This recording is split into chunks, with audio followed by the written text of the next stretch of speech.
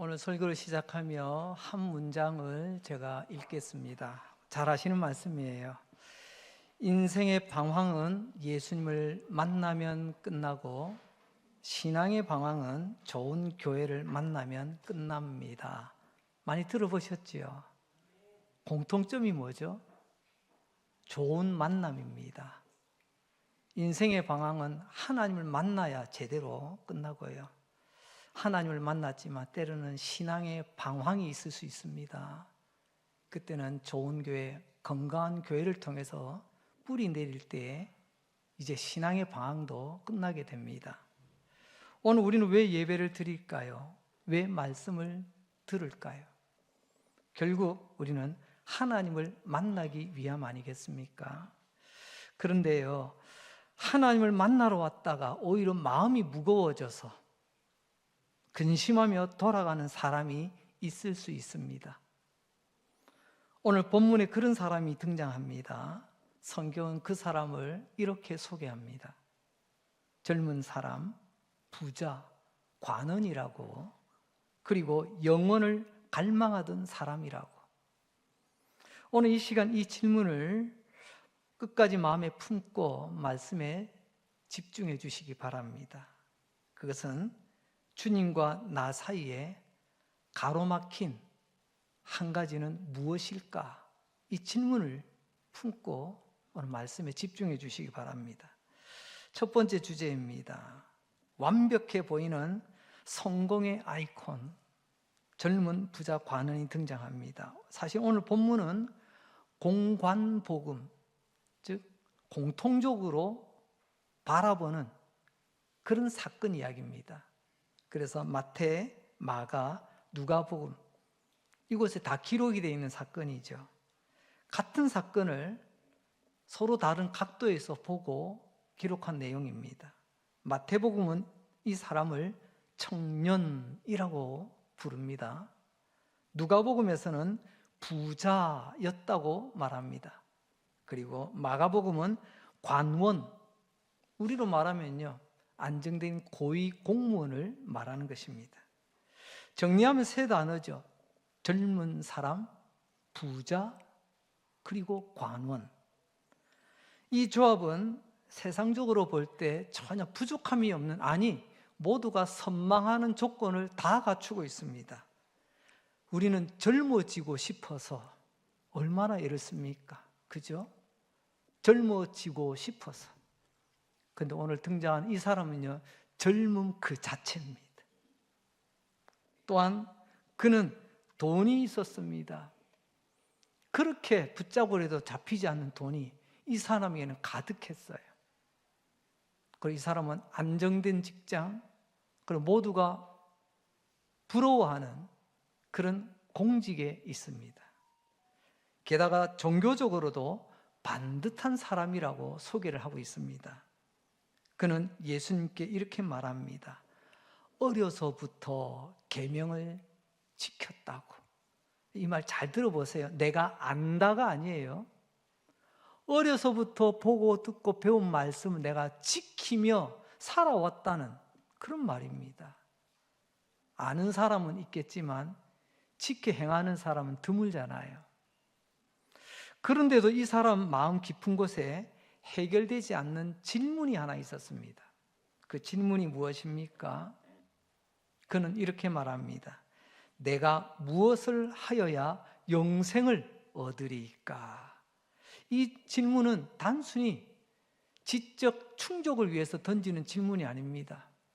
정보 하나 더 얻기 위해서 던지는 질문이 아니었어요. 이 질문은 내 영혼의 질문, 내 마음의 질문이었습니다. 단순히 사는 것만으로 채워지지 않는 내 영혼 깊숙한 곳에서부터 날마다 던져지는 내 영혼의 목마름. 사랑하는 성도 여러분, 혹시 여러분의 마음에도 이런 질문이 있습니까? 이렇게 살다가 나 어디로 가는 거지? 내가 지금 붙들고 있는 거 끝까지 나를 지켜줄까? 내 인생 마지막에 나는 무엇을 남기게 될까? 뭐 이런 질문들 말입니다.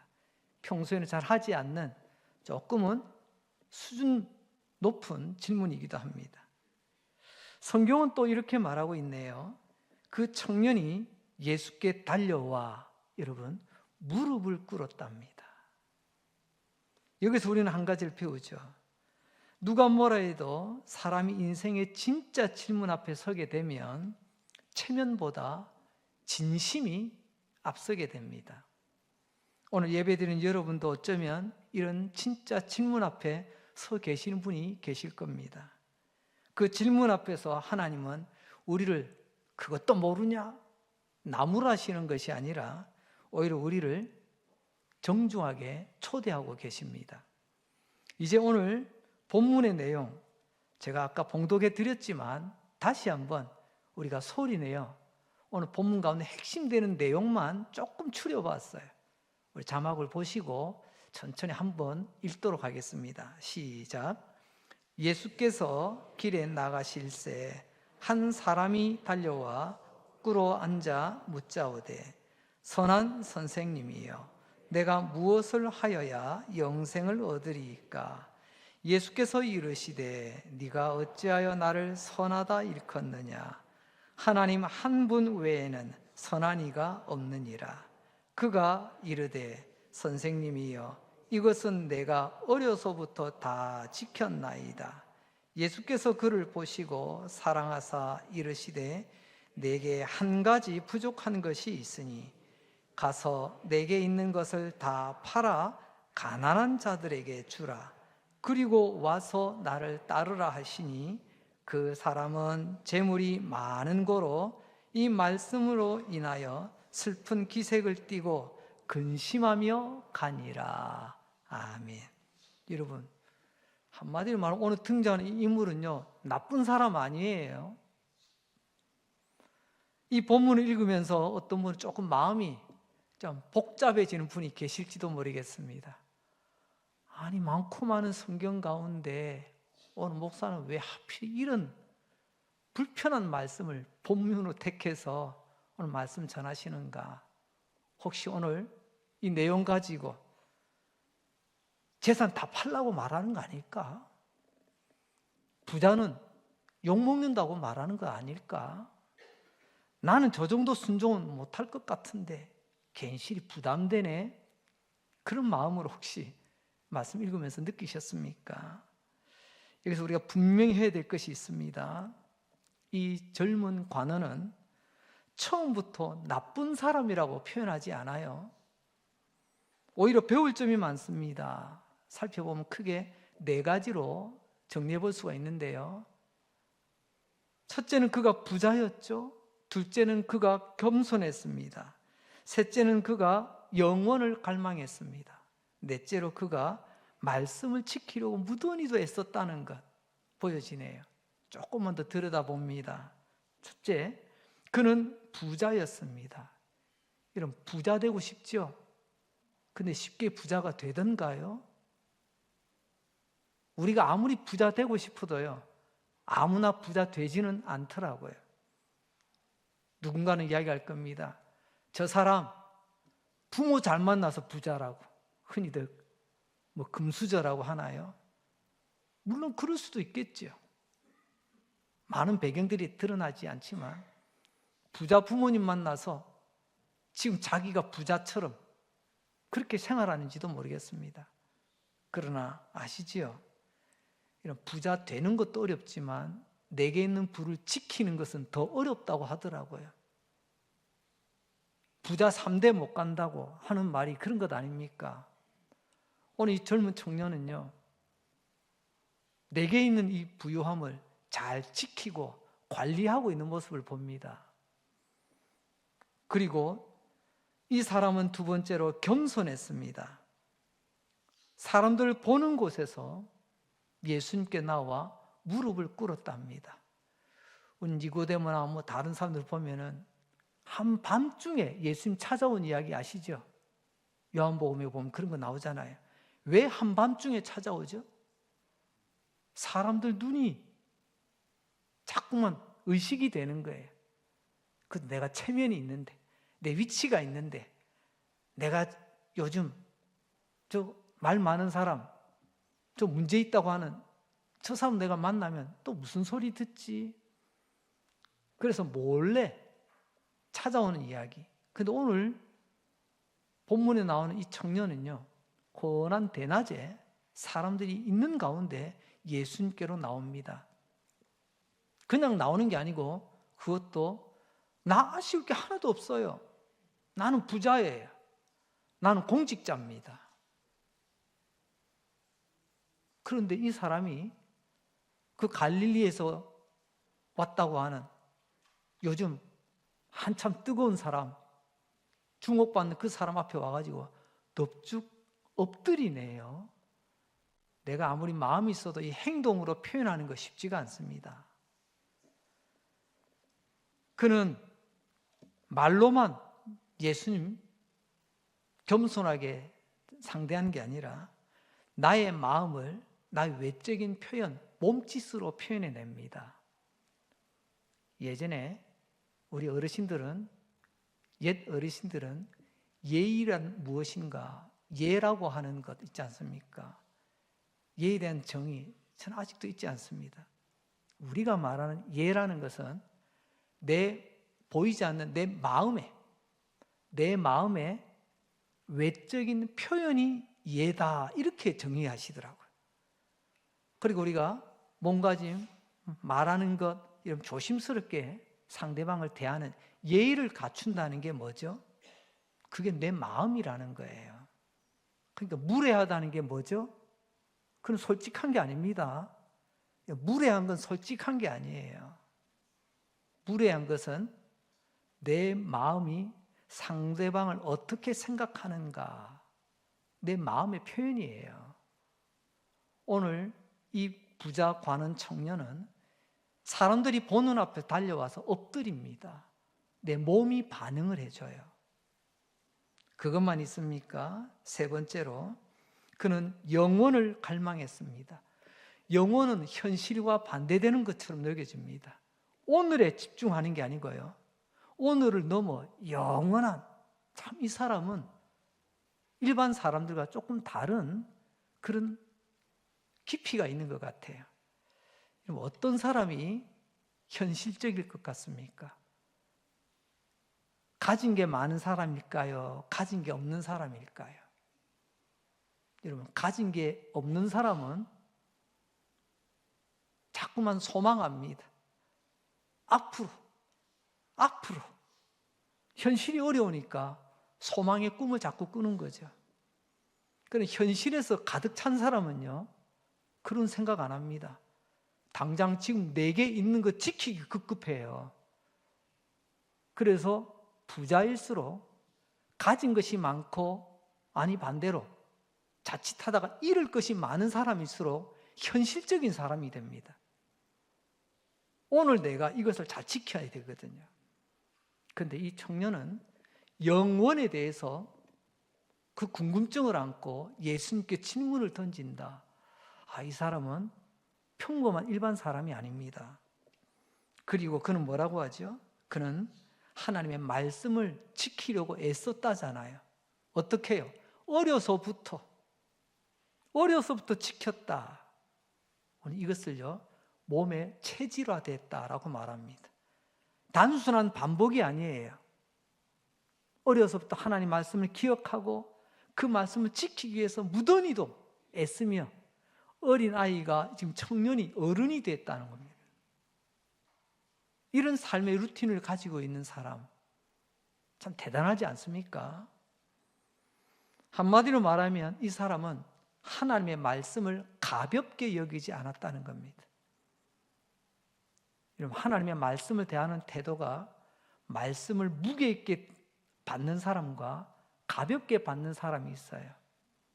그래서 시편 1편은 그렇게 말씀하죠.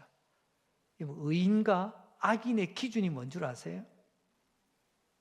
의인은 말씀에 뿌리를 내리고 흔들리지 아니하며 철을 따라 열매를 맺지만, 악인은 바람에 나는 겨와 같답니다.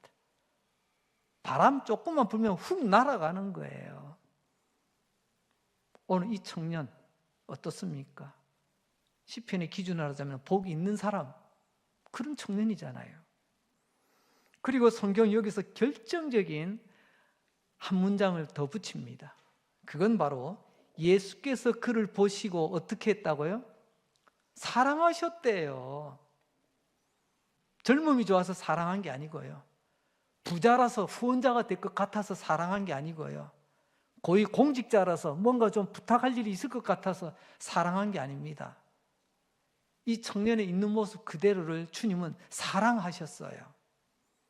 오늘 본문의 분위기는 여기서 결정됩니다. 예수님은 이 청년을 미워하지 않았습니다. 비웃지 않았습니다. 오히려 사랑하셨다고 합니다. 여러분, 오늘 요즘 우리 현실로 돌아볼까요? 이런 청년 보면 어떻습니까? 부럽습니까? 밉상입니까? 내가 못 가진 거 다 가지고 있는데요. 아마 곱게 안 보일걸요. 병든 우리 사회가 그렇잖아요. 나는 더 가지고 싶은데 많이 가진 사람 그 눈으로 안 보더라고요. 어떻게든 그 사람 거 뺏어야 돼. 그 사람 무너지게 만들어야 돼. 어떻게든 안정된 사람 흠을 잡으려고 애를 씁니다. 그래서 성경 말씀을 붙들고 신앙생활 하는 가운데서도 간혹 보면 이렇게 너무 한쪽으로 치우치게 말씀을 받는 경향이 있습니다. 부자는 경멸하는 교회 다니는 사람이 있더라고요. 저는 성도라고 부르고 싶지 않아요. 교회는 다니는데 부자라고 무조건 색안경 끼는 거예요. 그리고요, 성공한 사람, 많이 가진 사람, 오늘 이 부자 청년처럼 말입니다. 이런 사람 척결 1호입니다. 제일 먼저 내가 제껴야 될 사람. 이런 불편한 마음을 가지는 사람들이 여러분 밖에만 있는 게 아니고 교회 안에도 간혹 보이더라고요. 사랑은 듣기 좋은 말만 해주는 게 아니거든요. 사랑은 때로는 내가 가장 숨기고 싶은 것도 보여주고 들려주는 게 진짜 사랑입니다. 그래서 지나가는 사람은 아첨만 하지만 진짜 나를 위하는 친구는요, 나에게 가장 내가 말하고 싶지 않고 들춰내고 싶지 않은 것도 친구이기 때문에 그것을 이야기해 줄 때가 있습니다. 이제 두 번째 주제로 넘어갑니다. 이 사람을 보고 예수님께서 말씀하십니다. 너에게 한 가지 부족한 것이 있다. 한 가지 부족한 것. 예수님의 진단입니다. 앞에서 보니 부족할 게 전혀 없잖아요. 젊음을 가졌지. 부유하지. 현재 직장 든든하지. 요즘 이런 사람 사위로 치자면 여러분 예비 사위 영순이 아닙니까? 이런 사람 교회 안에서 만약에 중직자를 뽑는다고 하면 여러분 영순이 아닌가요? 우리 주변에 이런 사람 혹시 없습니까? 그런데 예수님께서 그를 향하여 사랑의 진단을 내리십니다. 하지만 너에게 아직 한 가지 부족한 게 있다. 아무도 이런 말 안 해줬어요. 그런데 예수님은 그에게 말해줬습니다. 왜요? 배가 아파서가 아닙니다. 앞에서 말했잖아요. 예수님이 그를 사랑하셨다고. 사랑하셨기 때문에 그에게 부족한 것, 이것까지 채워졌으면 좋겠다라는 말씀이겠죠. 그리고 예수님께서 말씀하시는 건 동사만 딱 뽑아보니까요, 4가지 동사가 나오더라고요. 가서, 팔아, 나눠줘라, 그리고 나를 따르라, 이렇게 말씀하십니다. 내 앞에만 있지 말고 네가 다시 한번 돌아가서 네가 가진 거 팔아서 이웃들에게 나눠주고 그리고 나를 따르라고 말입니다. 여기서 오해하시면 안 되는 게 있습니다. 혹시 이 말씀 한 구절만 가지고 봐라, 예수님은 부자들 별로 안 좋아하더라. 조금이라도 가지고 있으면 다 팔아서 다 나눠주고 빈털털이 되고 예수님이 따라오라 하더라. 이렇게 오해하는 분들이 계시는 것 같습니다. 예수님은 모든 사람에게 동일한 방식으로 적용되는 것을 말씀하신 게 아닙니다. 한마디로 재산 다 팔고 따라오너라, 그런 말이 아니에요. 혹시 오늘 이 본문 보고 혹시 오늘 우리 변형 목사님 재산 다 팔고 신앙생활 잘하라고 혹시 말할까 봐 좀 마음 졸이신 분 안 계시죠? 왜? 나는 팔 게 없거든요. 얼마나 마음이 편하십니까? 근데 오늘 주님은 말씀하십니다. 이 부자 청년이 이렇게 말씀하셨지만 사실 성경에는 부자로서 믿음의 본이 되는 사람들이 참 많습니다. 그 가운데 아브라함을 들 수가 있겠지요. 그럼 아브라함 딱 하나의 사건을 통해서 그가 어떤 부유한 사람인지 알 수 있습니다. 조카 롯이 붙잡혀갔다는 소식 듣고 구출하러 갈 때 어떻게 했죠? 집에서 기르던 사병이 318명입니다. 집에서 318명을 거느리고 있는 사람, 요즘 이 정도 거느리면요 거의 중소기업체 이상 될걸요. 아브라함은 거부였습니다. 그리고 또한 그의 아들 이삭, 아버지의 재산 그대로 물려받잖아요. 그야말로 금수저 아닙니까? 그리고 욥, 동방에서 가장 부유한 사람 욥이었습니다. 나중에 다윗도 엄청난 부를 누리는 왕이지 않습니까? 이런 사람들이 있었는데 왜 하필 이 청년에게 재산을 다 팔아 나눠주고 따르라고 했을까요? 정답은 이겁니다. 그 사람의 많고 적음, 부의 규모가 아니에요. 진짜 중요한 것은 예수님이 지금 진단하시는 것은요, 너의 주인이 지금 바뀌었다라는 것입니다. 진짜 주인의 자리에 있지 못하고 엉뚱한 게 주인의 자리에 있는 겁니다. 내 마음의 주인, 내 인생의 주인, 그게 지금 엉뚱한 게 자리 잡고 있는 겁니다. 재물이란 원래 쓰라고, 사용하라고 주신 거잖아요. 도구입니다. 사용하라고 준 재물이 어떻게 하다 보니까 내 사랑의 목표가 됩니다. 성경은 말씀하죠. 돈을 사랑함이 일만 악의 뿌리라고.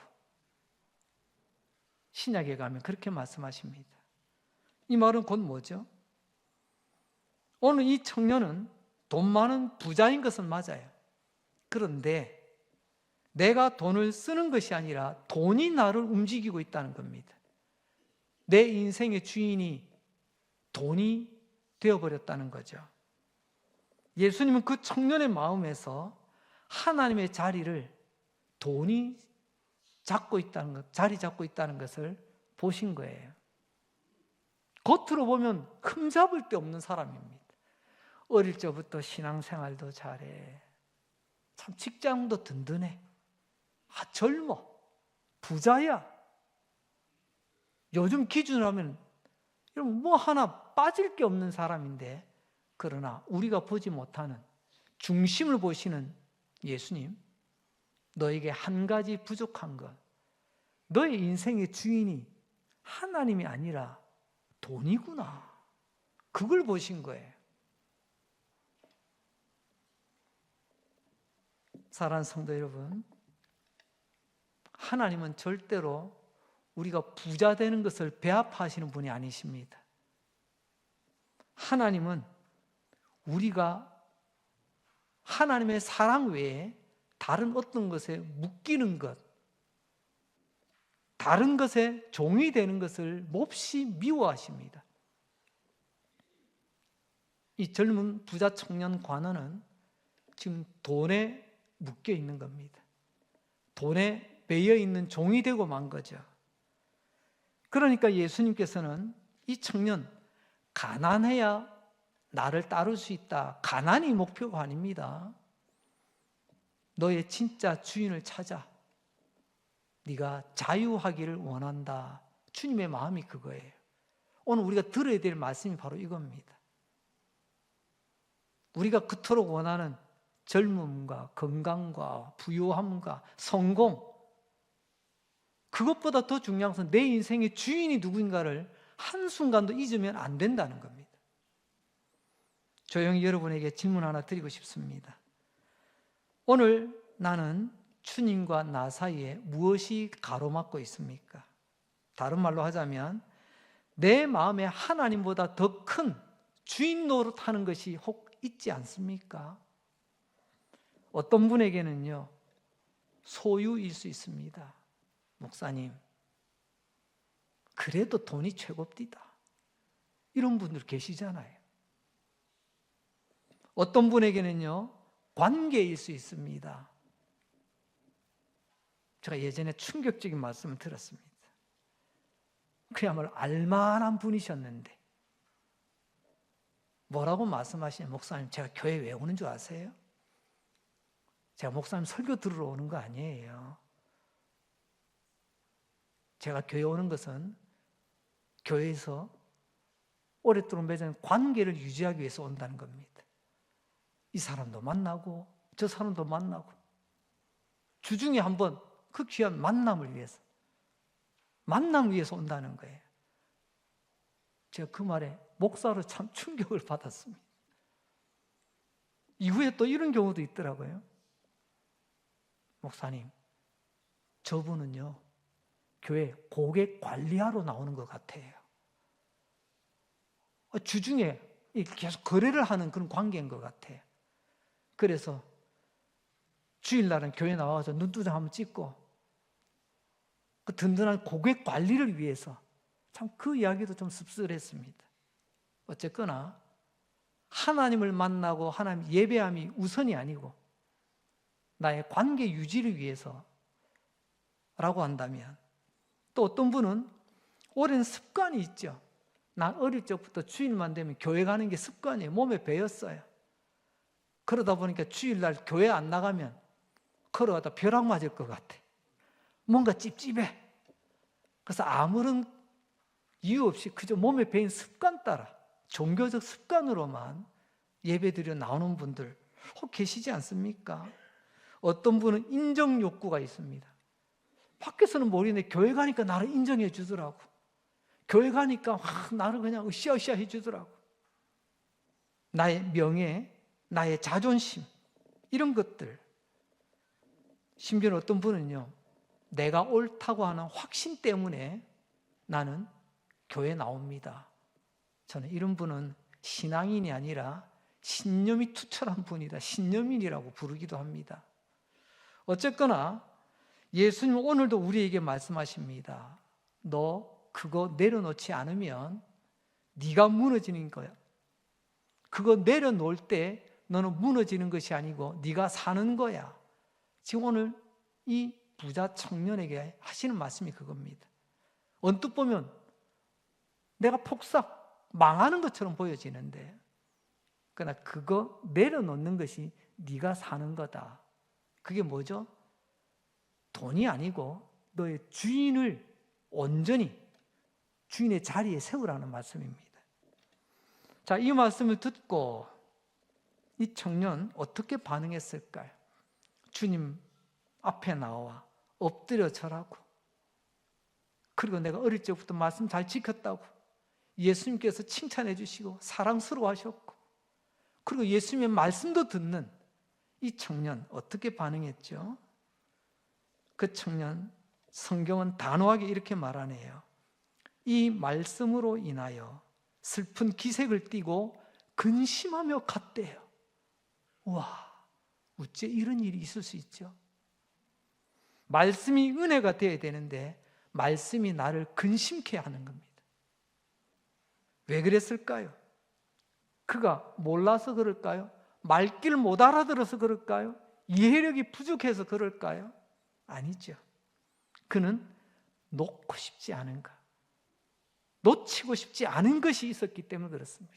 지금 내가 이거 어떻게 붙들었는데, 지금 내가 이거 어떻게 지키고 있는데,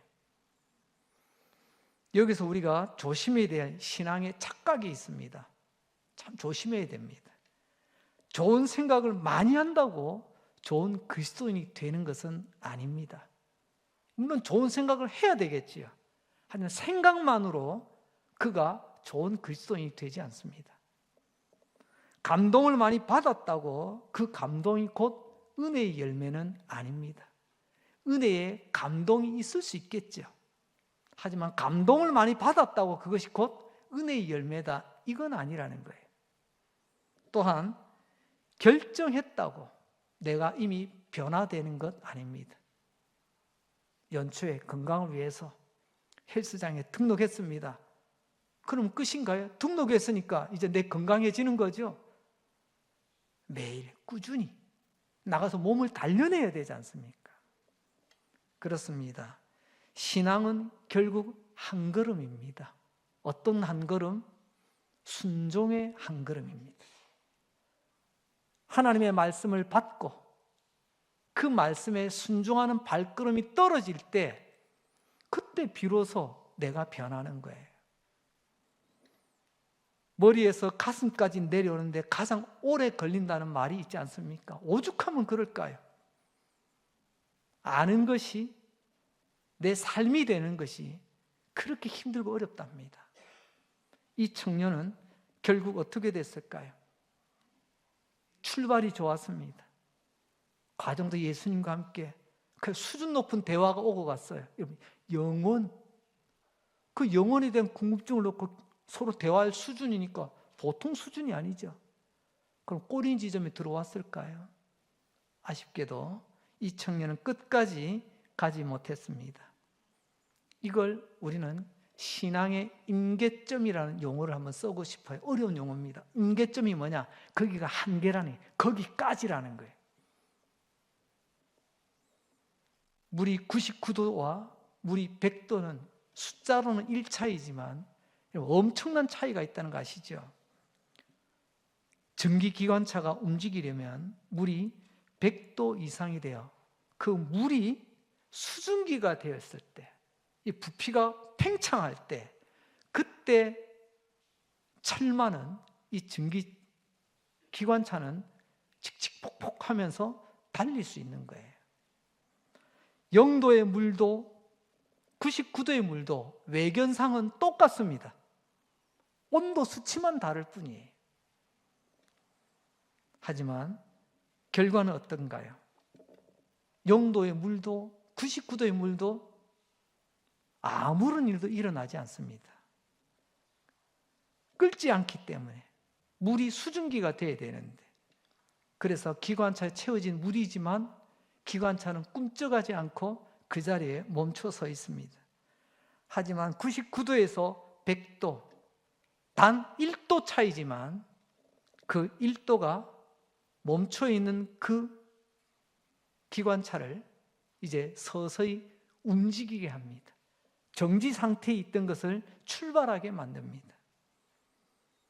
저는 이 예화를 들 때마다 먼저 제 자신을 돌아봅니다. 이런 질문을 던져보죠. 나는 여기까지는 할 수 있는데, 그게 내 임계점입니다. 한계선이에요. 근데 그걸 못 넘어서요.